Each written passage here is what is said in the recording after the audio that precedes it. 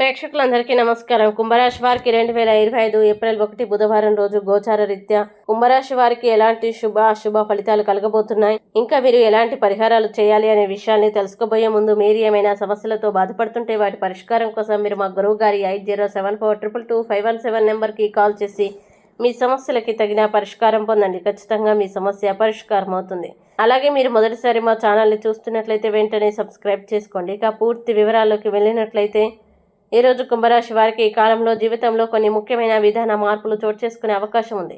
గతంలో ఏవైనా కారణాల వల్ల నిలిచిపోయిన పనులు మళ్ళీ కదలికల్లోకి వచ్చి మీరు ఆశించిన ఫలితాల దిశగా ముందుకు సాగుతాయి. దీనివల్ల మీలో కొత్త ఉత్సాహం, నమ్మకం పెరుగుతుంది.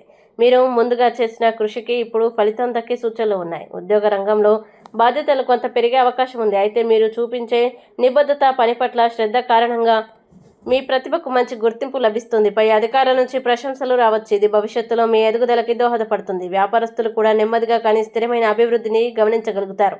ఆర్థిక పరంగా ఈ కాలం సాధారణంగా అనుకూలంగా ఉంటుంది. ఆదాయం కొంత నిదానంగా పెరిగిన స్థిరత్వం కనిపిస్తుంది. అయితే అనవసర ఖర్చులకి దూరంగా ఉండడం చాలా అవసరం. సరైన ప్రణాళికలతో ఖర్చును నియంత్రిస్తే భవిష్యత్తులో మంచి లాభాలు పొందవచ్చు. కుటుంబ విషయాల్లో కొంత జాగ్రత్త అవసరం. ముఖ్యంగా మాటల విషయంలో సంయమనం పాటించడం చాలా ముఖ్యం. ఆవేశంగా మాట్లాడితే అపార్థాలు తలెత్తే అవకాశం ఉంది. కాబట్టి సహనంతో మృదువుగా మాట్లాడడం ద్వారా సంబంధాలని కాపాడుకోవచ్చు.